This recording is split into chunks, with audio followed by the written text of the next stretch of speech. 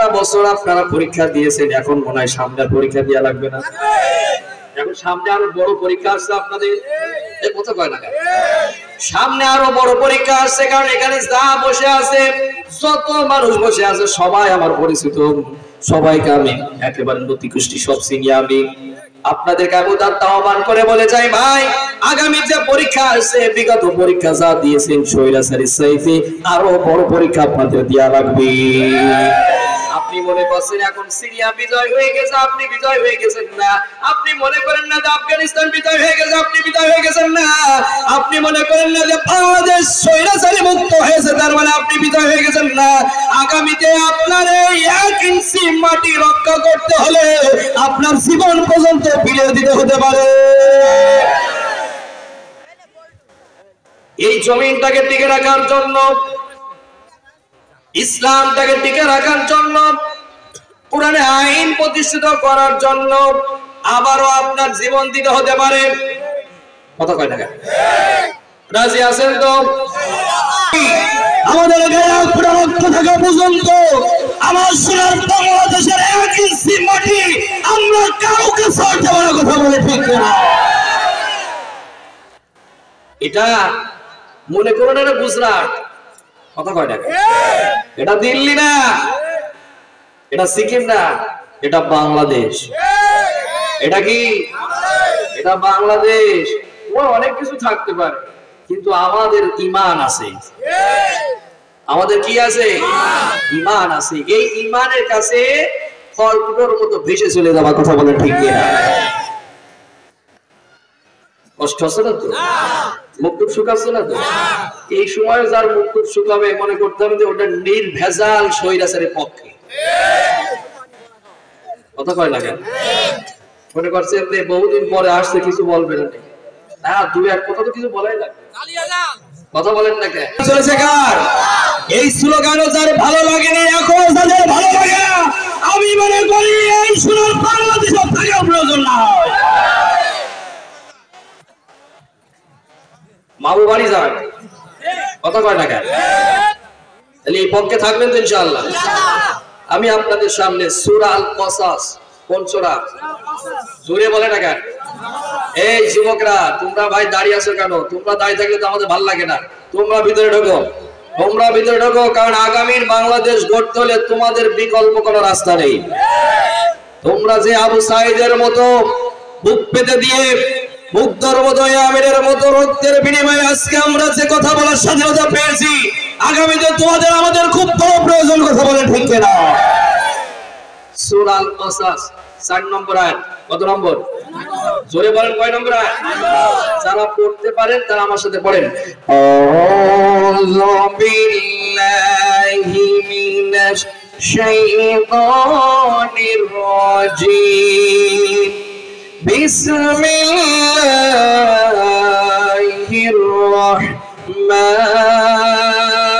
রাহমানির রাহিম।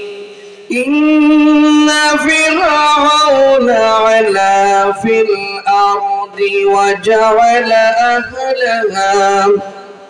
وجعل أهلها شيعا يستضعف طائفة منهم يذبح أبناءهم ويستحيي نساءهم إنه كان من المفسدين. جرب الله أكبر. জোরে বলেন আল্লাহু আকবার। কোন সূরা? এই জোরে বলেন কোন সূরা? এখন কিন্তু আপনারা ক্লাসে আছেন, কথাগুলো ভালো করে শুনতে হবে। সূরা কসাস 4 নম্বর আয়াত। এই 4 নম্বর আয়াতে 4টা খারাপ গুনাহগুলির কথা বলেছে একজন স্বৈরাচারের বিরুদ্ধে। স্বৈরাচারের কথা বলেছে কে? আল্লাহ। একজন স্বৈরাচারের কথা এখানে আল্লাহ উল্লেখ করেছে, কিন্তু শুধু ওই স্বৈরাচারের জন্য না, এই তো ভালোই তো শিখে ফেলেছে, ও সব পক্ষেই আছে। ভালো করে শোনেন, ভালো করে বোঝেন। এই পৃথিবীতে যত স্বৈরাচারী ছিল তার একজন গোড়া আছে, বড় স্বৈরাচারী, তার নাম কি? জোরে বলেন না কেন? ফিরআউন। ফিরাউনের চাইতে বড় স্বৈরাচারী আর কেউ ছিল না। এই ফিরাউনের চারটে খারাপ গুণাবলী ছিল কয়টা? আসেন তো আজকে যে স্বৈরাচারীদের চারটে খারাপ গুণাবলী, ওই স্বৈরাচারীর সাথে লেডিস স্বৈরাচারীর মিল আছে কিনা একটু দেখা যাক। ভাগ বন্টন করে দিলে কষ্ট হবে না? এই স্বৈরাচারী ফিরাউন মিশরের যারাই প্রেসিডেন্ট হয়, যারাই প্রধানমন্ত্রী হয়, তাদেরকে ফিরাউন বলেন। ফিরাউনের একটা নাম ছিল রাইয়ান নাম। এ যখন ক্ষমতার চেয়ারে বসেনি তখন তার এই নামে ডাকতো।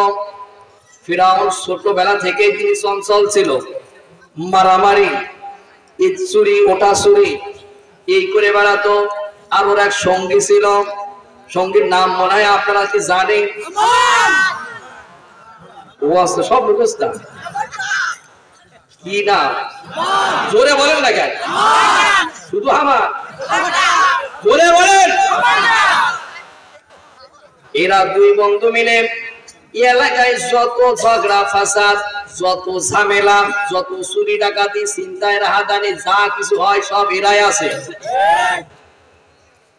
এই ফিরাউনের বাড়িতে এলাকার লোক বাবার কাছে অভিযোগ দেয়, একদিন, 2 দিন, 3 দিন, 4 দিন, মাসের যদি 30 দিন হয় তো 15 দিন ওর বিরুদ্ধে মামলা। এরা দুইজনে এই কাজ করে। শেষ পর্যন্ত অনেক বড় ঘটনা, যেহেতু আমার এই 4টে পয়েন্টের কথা বলতে হবে, সংক্ষেপে কথাগুলো শোনেন। শেষ পর্যন্ত এদেরকে তখন দুইজনের বাড়ি থেকে বের করে দিল। এরা চলে গেল তরমুজের কামলায়। কামলা বুঝুন তো? ওই কামলায় কিছু টাকা ইনকাম করলো। হামান বলছে, বন্ধু এই টাকায় তো বিড়ি সিগারেট হয় না। কথা কয় টাকা? বলছে এই টাকা দিয়ে হবে না, কি করা যায়? সরকারি কর্মচারী, কি কর্মচারী? কবরস্থানের কালিয়া। কথা কয় টাকা? কবরস্থানের কি কালিয়া? কবরস্থান পাহারাদার। কবরস্থানে পাহারা দেওয়া শুরু করলো। সরকারি বেতন পাইল, কিন্তু সরকারে যে বেতন পায় ও মাস পূজার আগে সব ফুরিয়ে যায়। কথা কয় টাকা? আর উপরতে যদি কিছু না ইনকাম করে সামনে কি চলবে? সামনে কি চলবে? ও মেম্বার ওর বেতন 8,000 টাকাও বোঝে না। ও যেভাবে চলাফেরা করে মনে হয় যে ওর মাসে 1 লাখ টাকা ইনকাম। শুধু ঠিক বললে হবে না, যা হয়েছে তাই বলছি।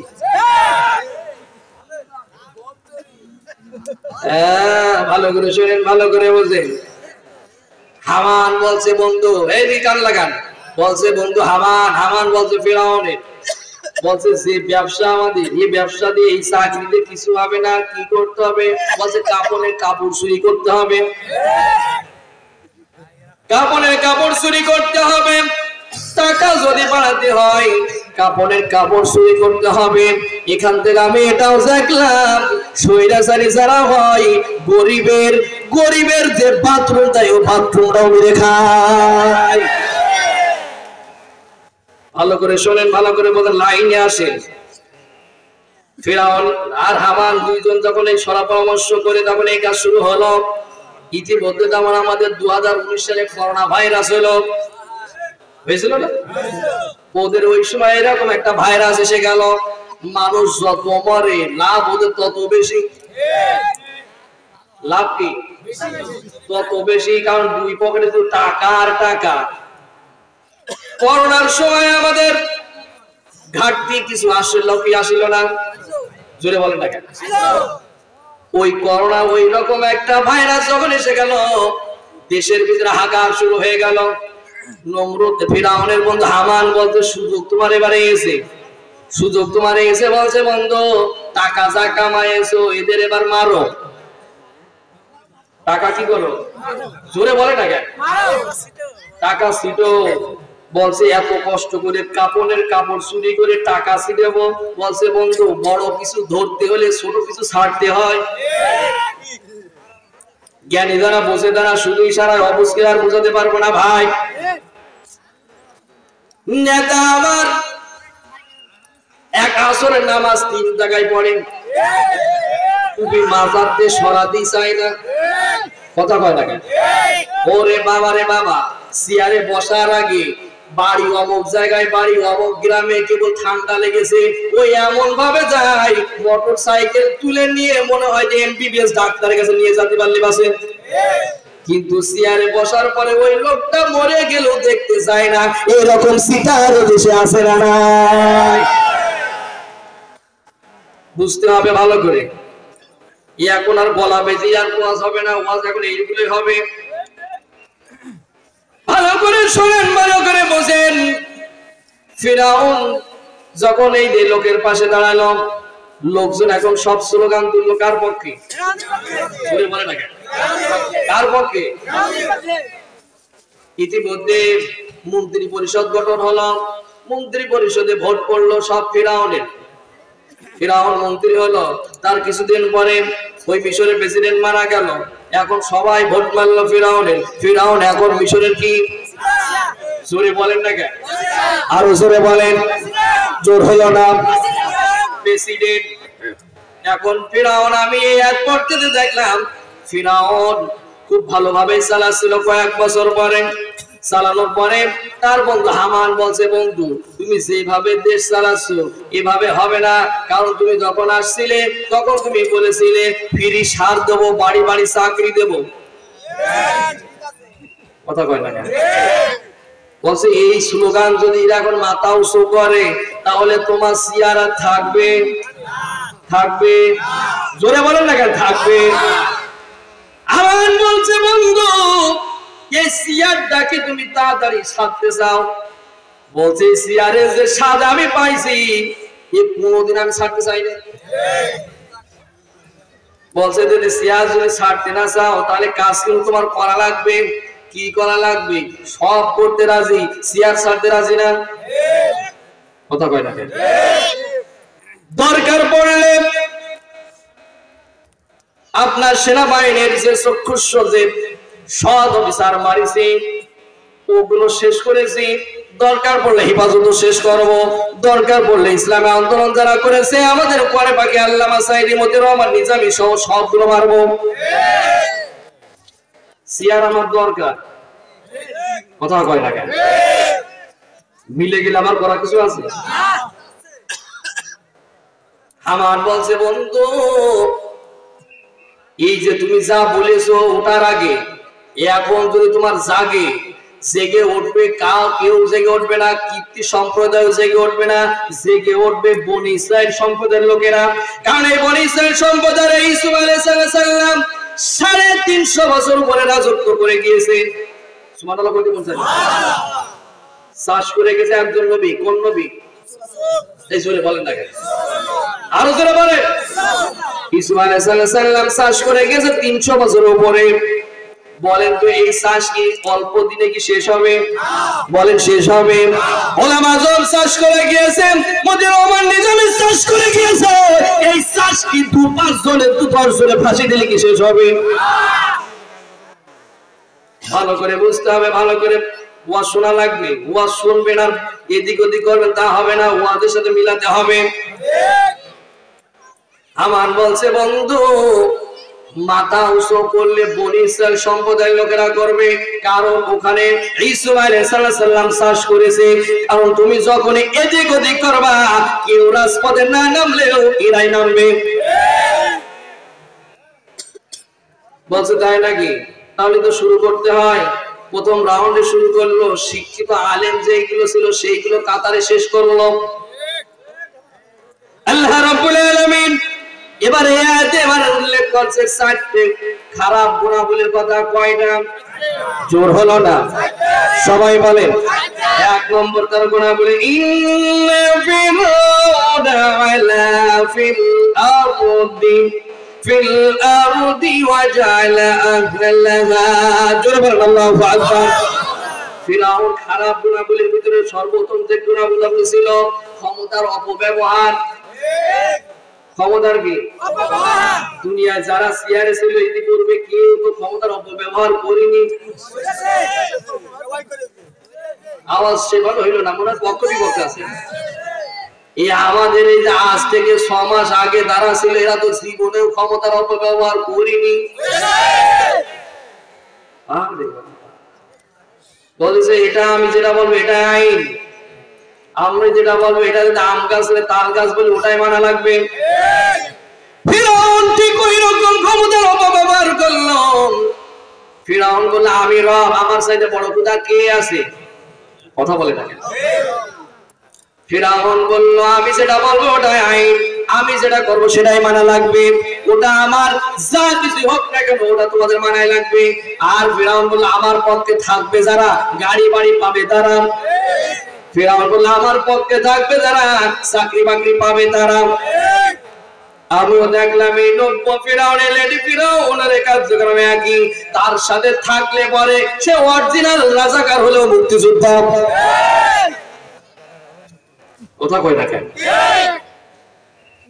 ফিরআউন তার সঙ্গী যারা ছিল ফিরআউনের কথা তারা মেনে নিয়েছিল, চাকরি তাদের ছিল, গাড়ি বাড়ি ছিল।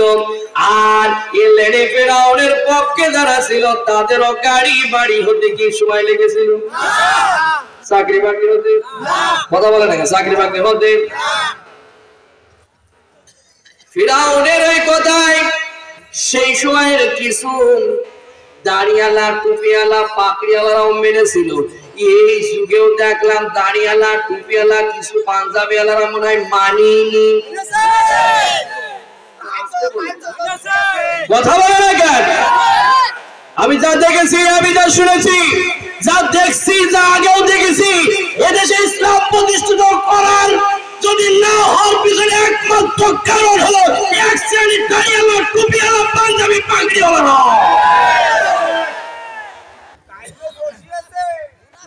ভালো করে শোনেন, ভালো করে বোঝেন। ওটা কি ইসলামিক দল হয়? কথা বলে না কেন? যে অস্ত্র উদ্ধার করেছে ওখান থেকে মনে হচ্ছে সব স্বাধীন এসে। কথা কয় না কেন? এটা এটা এটা করা ঠিক হয়নি। আমার দেশের মান ক্ষুণ্ণ হয়েছে। কথা বলেন না কেন? এটা আমার দেশের কি হয়েছে? মান ক্ষুণ্ণ হয়েছে। এটা আমরা চাই না, এটা আমাদের কাম্য নয়। আপনি সেখানে করেন, ইস্তেমা করেন, সমস্যা না, কিন্তু আপনি এটা করবেন এটা আমাদের এটা ভালো লাগেনি। আপনি এখানে কেন মানুষ মারবেন? কথা বলেন না কেন? ওদিকে যাব না, আমি ভালো করে শোনেন, ভালো করে বোঝেন। ফিরআউন আলা ফিল আরদি ওয়া জাআলা আহলাহা, আওয়াজ আগেটাই ভালো ছিল ভাই, ওয়া জাআলা আহলাহা। ফিরআউন ক্ষমতার অপব্যবহার করেছিল, ক্ষমতায় মনে করেছিল এটা আমার চেয়ার, সারা জীবন থাকবে, আমার বাপের চেয়ার, এটা আমারই প্রাপ্য। কিন্তু ফিরআউন জানে না এই চেয়ারে যিনি বসাইছে কাদা পানির ভিতরে সবাই মারবে তিনি। কেউ বুঝতে পারেনি যে ক্ষমতায় যিনি বসাইছে পিছন থেকে পালায় যেতে হবে। কথা বলে না কেন? আমরা বলতাম উঠার আগে আমাদের সেলিফ মাত্র রাজনীতি বক্তব্য দেবেন না। বলেন তো এই কোরআনের রাজনীতি আছে না নাই? জোরে বলেন, রাজনীতি আছে না নাই? এই কোরআন পুরোটাই রাজনীতি। আর যে রাজনীতি অস্বীকার করবে ও টাটকা নির্ভেজাল মুনাফিক। আরে বাবা, একটু ভয়ের ছুটি কইছে আমি নিরপেক্ষ। কি বলেছে? আচ্ছা আমি নিরপেক্ষ, আমি কোন দল পার্টি করিনি, আমি সবার হুজুর, সবারই হুজুর। কথা কয় না কেন? কি হুজুর? সবারই হুজুর, আমি সব পক্ষে আছি। আল্লাহর নবীর চাইতে বড় রাজনীতিবিদ এই পৃথিবীর বুকে আর একজনকে আছে? জোরে বলেন আছে? ওই নবী তো রাষ্ট্রপতি ছিল না? ছিল কি ছিল না? তাহলে আল্লাহর নবী রাষ্ট্রপতি ছিল, রাজনীতি করেছে। তোমার ওই আল্লাহর নবীর আদর্শ রাজনীতি তোমার করা লাগবে। বরঞ্চ তোমরা যারা আমাদেরকে বলেছো রাজনীতি করো না, আমরা বলবো তোমরা রাজনীতি করো না। রাজনীতি করতে হয় তাহলে ইসলামী আন্দোলন রাজনীতি করা লাগবে। ভালো করে শোনেন, ভালো করে বোঝেন। এই আমাদের স্টেজে ওঠার আগে এই স্লিপ মারতো, কিন্তু সিটার মাইক বললেই শুধু বাপ দাদা 14 পুরুষে ছাড়া কিছুই না। কথা কয় না কেন? ভালো করে শোনেন, ভালো করে বোঝেন। এক নম্বর তার গুণাবলী, খারাপ গুণাবলী যেটা ছিল ক্ষমতার অপব্যবহার। ক্ষমতার কি? জোরে বলেন, ক্ষমতার কি? তাহলে ক্ষমতার অপব্যবহার করে কি কেউ টিকতে পেরেছে? অতীতে টিকতে পেরেছে, বর্তমান টিকতে পেরেছে, ভবিষ্যতে টিকতে পারবে? ভবিষ্যতেও যারা চেয়ারে বসার জন্য যারা লাফাধাপা করছো, তোমাদেরকেও আমি বলতে চাই ওই স্বৈরাচারী থেকে শিক্ষা নিতে হবে। এরাও টিকতে পারেনি, যারা ভবিষ্যতে পিলার চেয়ার সারা জীবনের জন্য থাকবে এরাও টিকতে পারবে না। ভালো করে শোনেন, ভালো করে বোঝেন। তাহলে 1 নম্বর ক্ষমতার কি? জোরে বলেন না কেন? ক্ষমতার অপব্যবহার। 2 নম্বর ফিরআউনের যে খারাপ গুনাহ বলেছিল, وَجَعَلَ أَهْلَهَا شِيَعًا يَسْتَضْعِفُ, জোরে বলেন আল্লাহু আকবার। ফিরআউনের ওই রাজ্যের ভিতরে দলে দলে বিভক্তি করে রেখেছিল। দলে দলে কি? জোরে বলেন না কেন? দলে দলে বিভক্তি করে রেখেছিল, যাতে করে এক জায়গায় না হতে পারে। কারণ এক জায়গায় হলে পরে আন্দোলন সফল হবে কি হবে না? জোরে বলেন, সফল হবে কি হবে না? এক জায়গায় করতে দিইনি, এক জায়গায় হতে গেলে সেই সময় ফিরআউনের যে বাহিনী ছিল সেই বাহিনীরা ঝামেলা করত।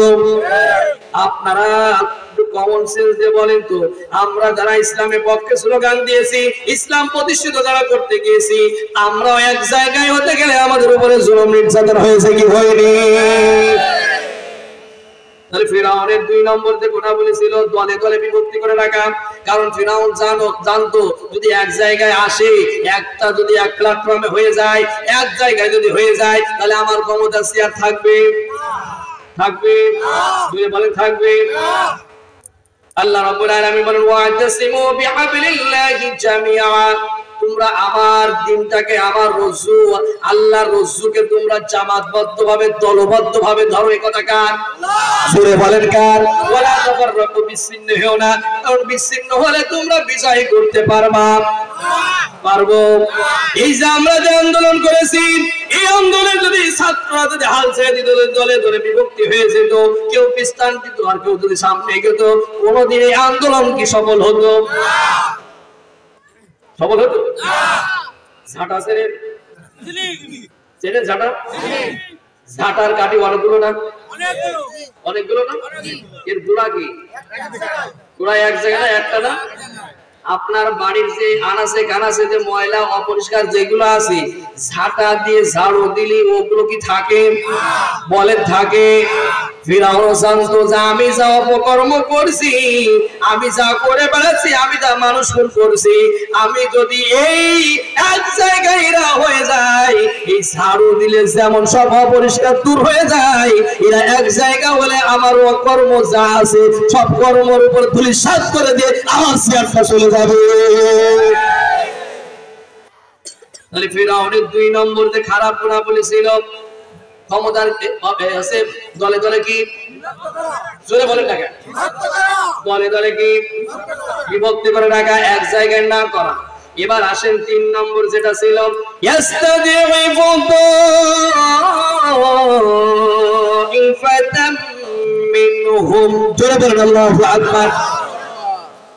ফিরআউন 3 নম্বর যে গুনাহ বলেছিল, গুরুত্বপূর্ণ কথা বলছি, কান লাগান।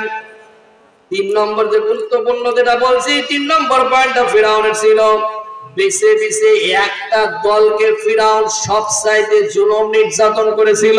সেই দলটা ছিল বনি ইসরাইলের দল। এবার একটু উল্টিয়ে দেন তো, দেখা যাক কারা এই কাজগুলো হয়েছে। কথা কয় না কেন? কষ্ট হচ্ছে বলে শেষ করে দেবো নাকি? হ্যাঁ হ্যাঁ, ভালো করে শোনেন, ভালো করে বোঝেন। ইস্তাদিফু তাইফাতাম মিনহুম, ইস্তাদিফু তাইফাতাম মিনহুম। 3 নম্বর যে তার যে খারাপ গুনাহ বলেছিল, একটা দলকে টার্গেট করে সবচাইতে জুলুম নির্যাতন করেছিল, সেই দলটা ছিল বনি ইসরাইলের দল। কোন দল?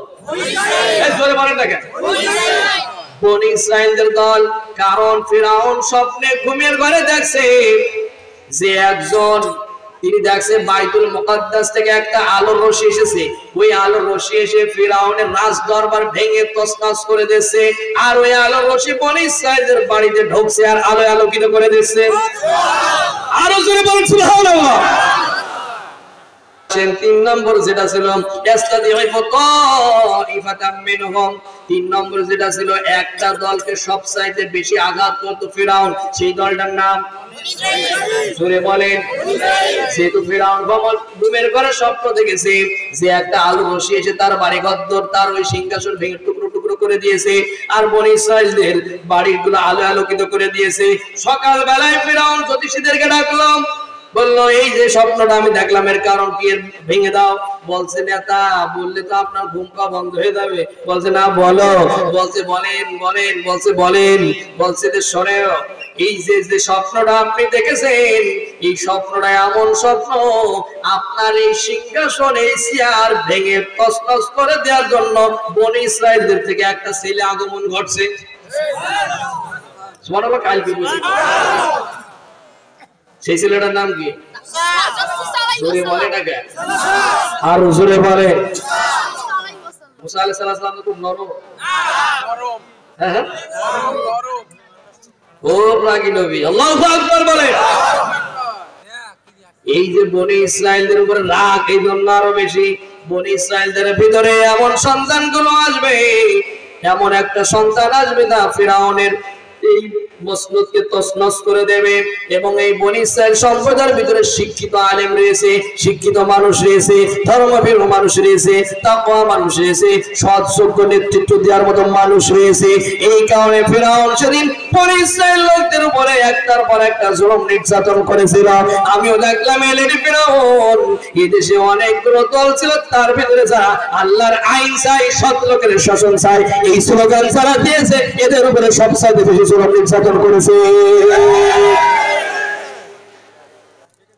কি মিলছে? মিলে গেলে তো আমার করার কিছু নেই। মিলে গেলে কি আমার করার কিছু আছে নাকি?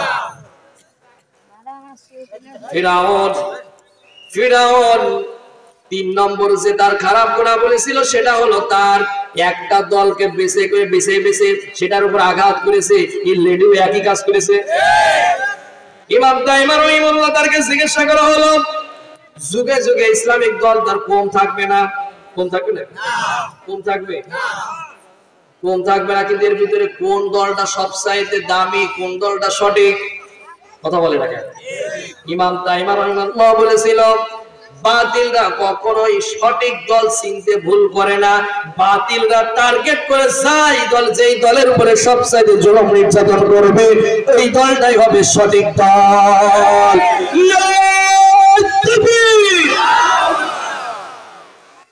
আপনার আর বুঝানো লাগবে না। এরপর যদি আপনি না বোঝেন আমার ঝুড়ি কুদাল ছাড়া বোঝানো সম্ভব না। ৬৪ জেলায় ৬৪টা আমির নির্বাচিত হয়েছে, এটা কুশব্দ হয়নি। আর তোমরা 2 দিন বসতে পারোনি, এর ভিতরে 3 জন গেছে বইলে। কথা কয় টাকা? কথায় কথা বেড়ে যাচ্ছে, মাথায় ব্যথা বেড়ে যাচ্ছে। ইমাম দাইমা রাহিমাহুল্লাহ যখন এই কথা বললো জনগণকে বুঝতে আর বাকি থাকলো? আপনাদেরও বুঝতে আর বাকি আছে? এখন আর ভাষণে নামও নেওয়া লাগে না, হা করলে লোকে বোঝে ও ঝিনেদার হসপিটালে কথা বলছে না হাওড়া স্টেশনে কথা বলছে। এবার আসেন গেল কটা? এবার গেল